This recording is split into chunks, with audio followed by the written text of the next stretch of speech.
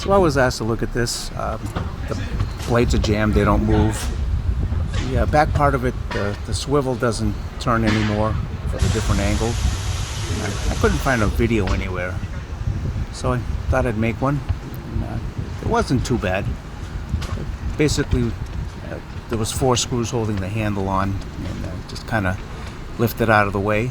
There was a switch there also with a wire, no big deal. We had about 5 or 6 torques in that first cover, and that wouldn't come off without removing the back part. Here we have one that was hidden under the sticker, and then we took the back part off. Same thing, just some torque screws. The drill wouldn't fit in there, so we had to resort to the good old screwdriver with the torques, of course. And once that came off,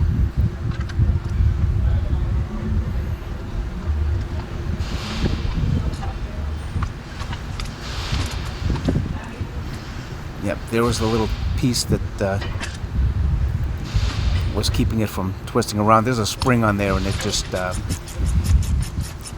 was jamming up the back part.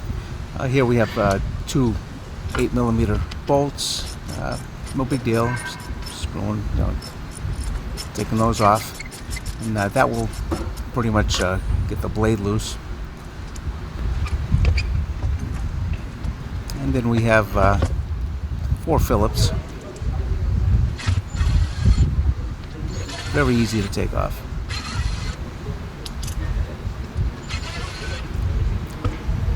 Cover pops right off, and those 2 pieces there, that's part of the blade.